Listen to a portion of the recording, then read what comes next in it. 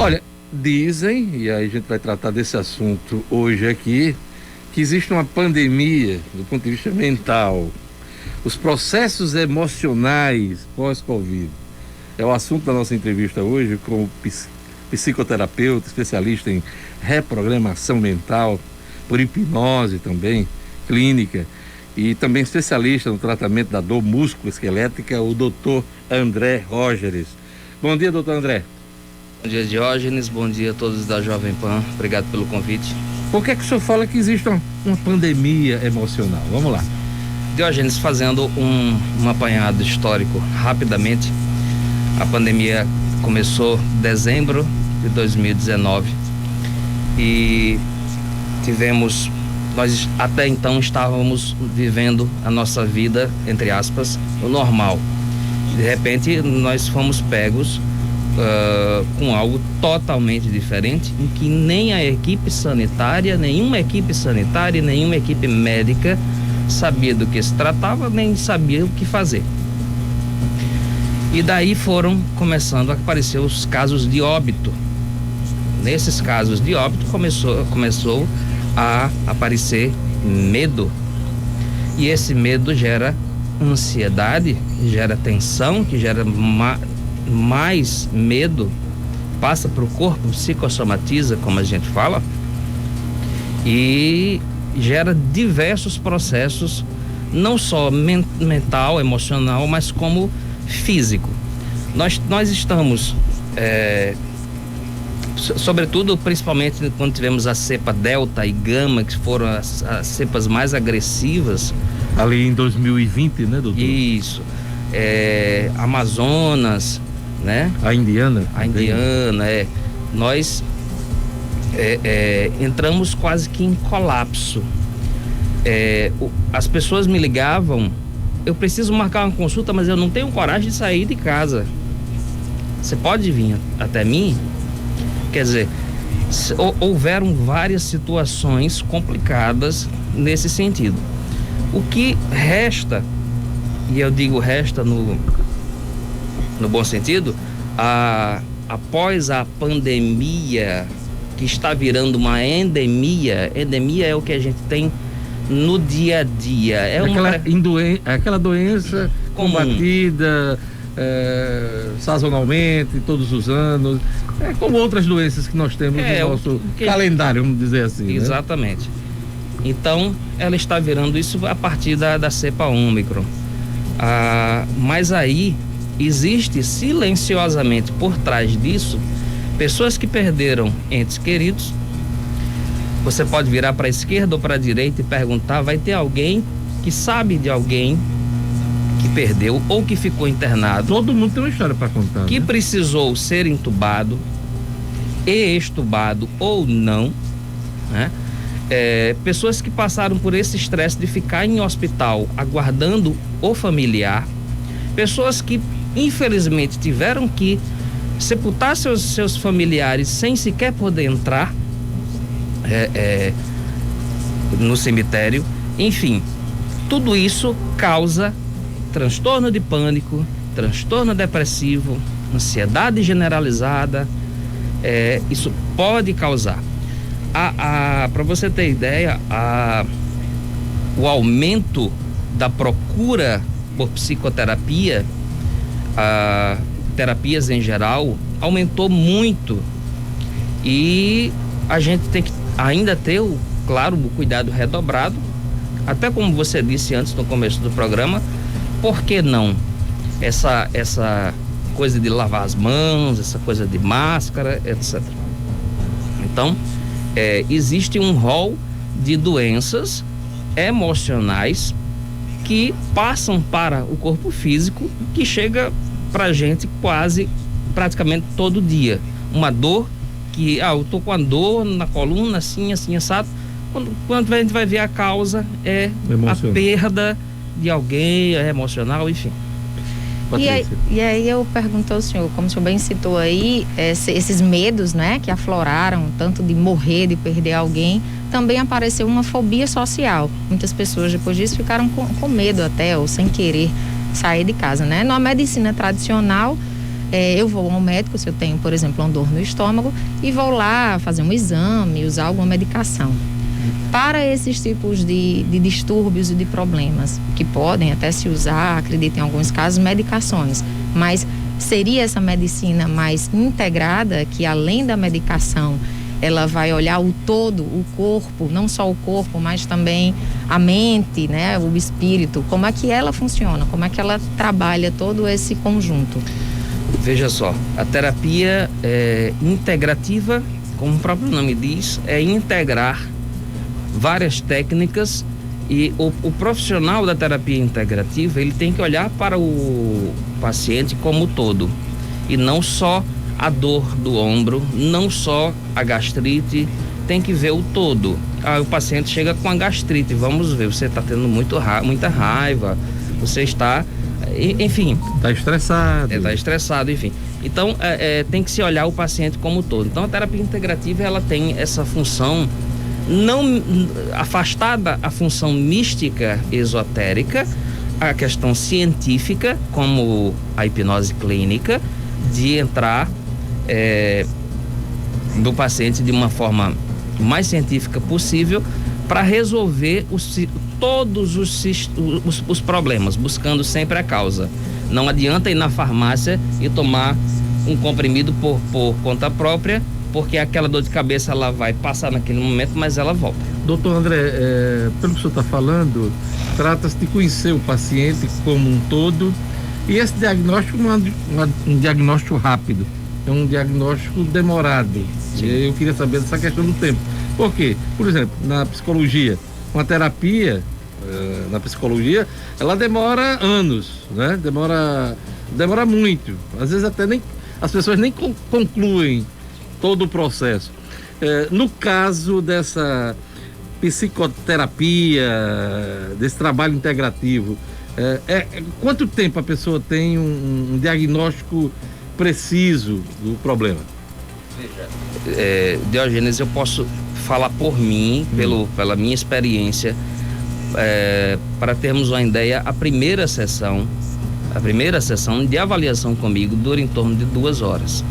E o senhor já tem uma ampla ideia daquele paciente? Sim, e isso conta pela experiência do profissional, claro, o conhecimento, e aí a gente tem mais ou menos uma ideia de onde vai seguir. Mas é muito complexo nós fecharmos um diagnóstico mental, emocional em uma sessão.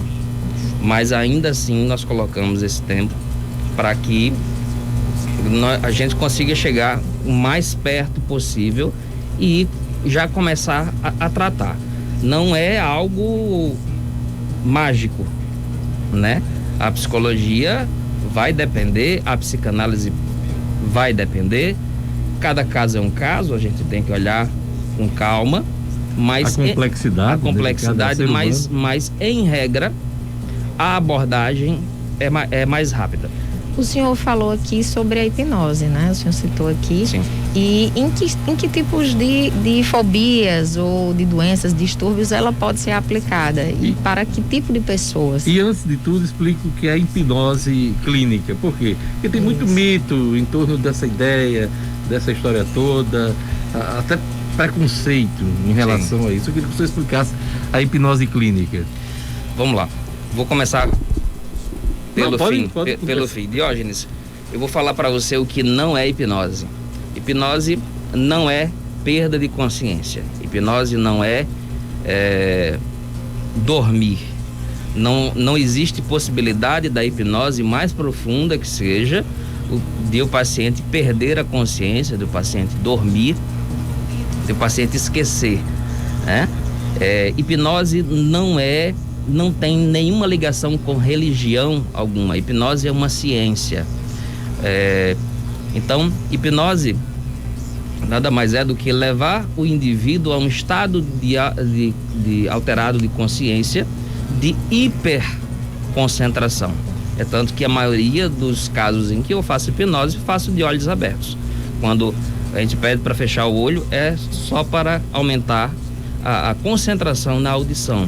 Mas fora disso, esses mitos eles têm que ser cada vez mais quebrados, e nós que somos da academia, é importante dizer que nós não compactuamos, pelo menos nós orientamos a que não faça hipnose de palco, aquela hipnose circense, teatral, aquela hipnose teatral, porque existe uma diferença entre mente e cérebro.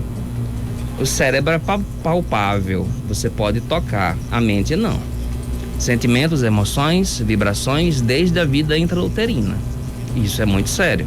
Então, mas eu só vou fazer só colar os dedos, eu vou fazer só colar a boca.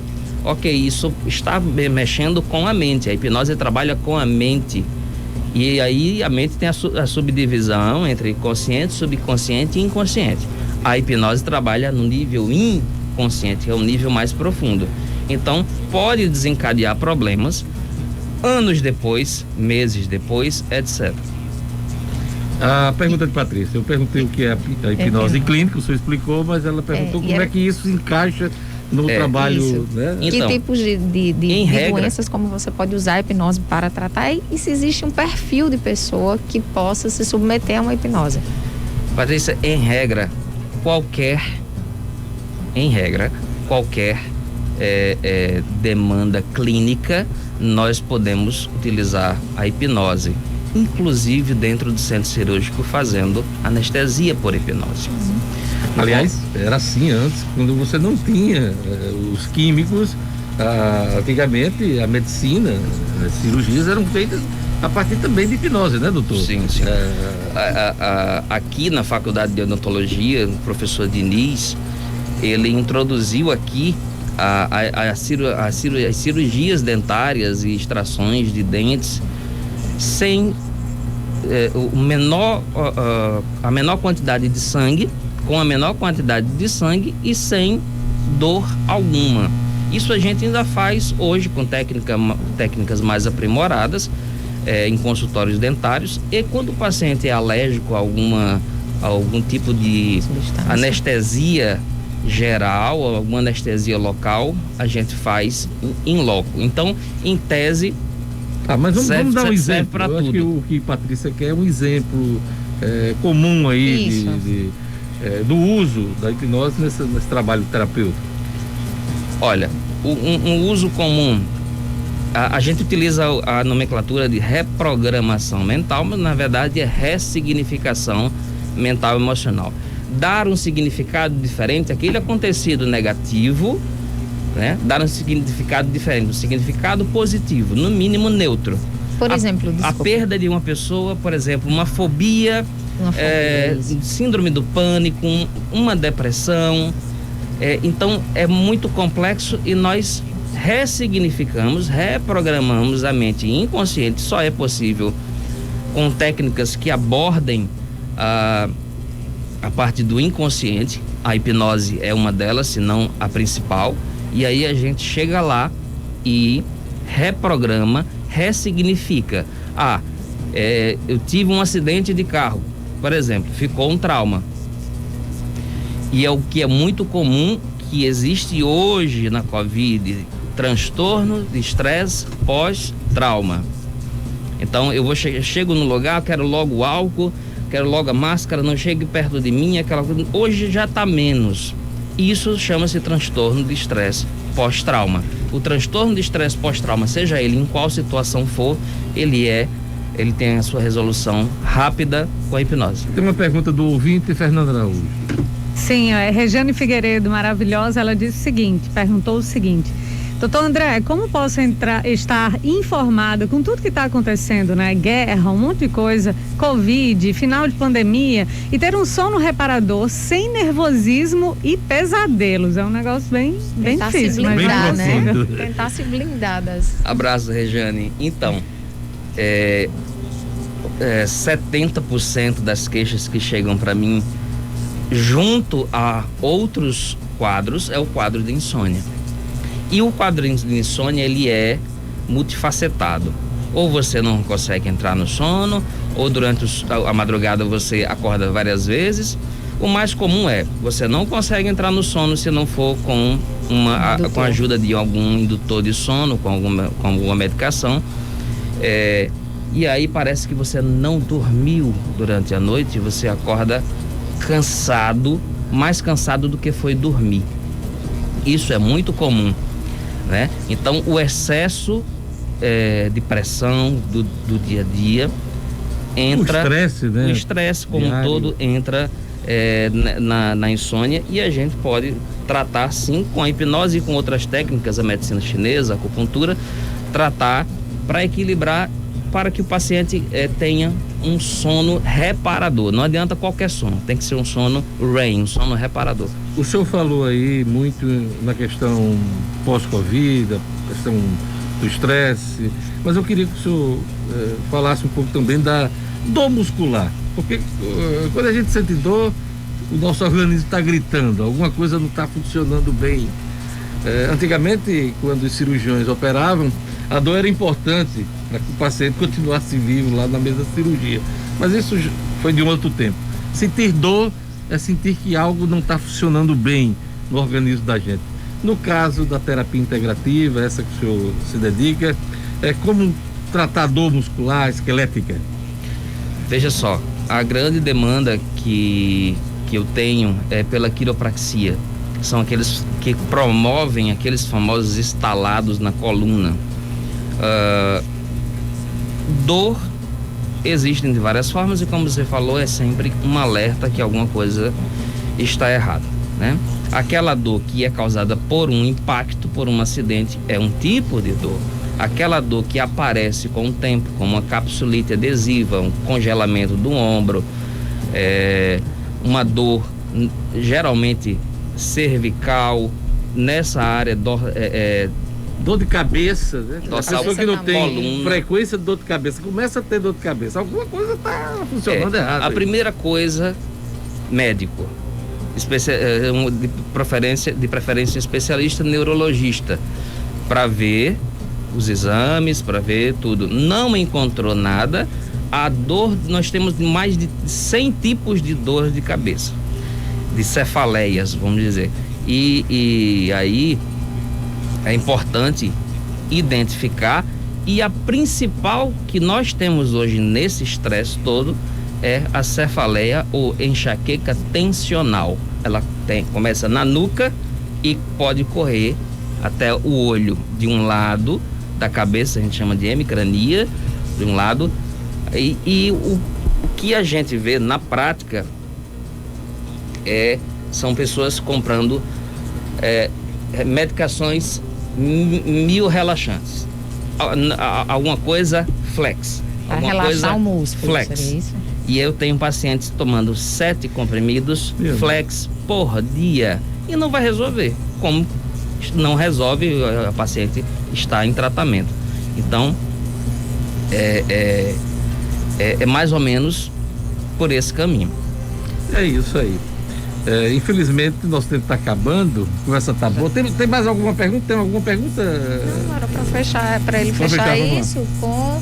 Então, mas para deixar aqui claro que ela faz uso também dessas yoga, por exemplo, mindfulness, relaxamento, também entram nesses tratamentos aí como forma de diminuir a quantidade de medicação. É bem diversificado, né? O trabalho. Muito diversificado. Tudo que trate o relaxamento, o desligamento, no yoga se trabalha muito isso, o desligamento do externo e concentração na sua respiração.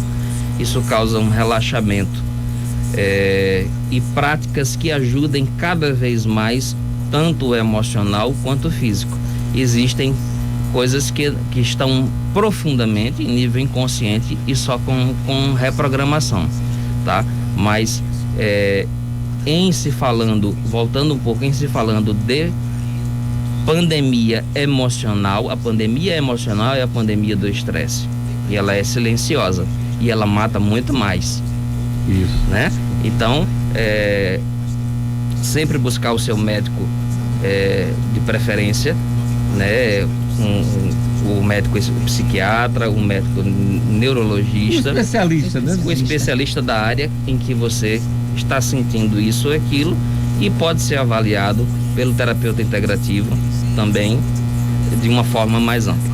Eu queria agradecer a presença aqui no nosso estúdio do André Rogers, ele que é psicoterapeuta, especialista em reprogramação mental por hipnose clínica, especialista no tratamento da dor muscular esquelética. Obrigado, doutor André, por suas explicações aqui, para o nosso bate-papo, e eu espero que o assunto tenha interessado nosso público, com certeza sim, porque as pessoas estão vivendo seus problemas pós-pandemia agora, e a gente está entrando num novo normal.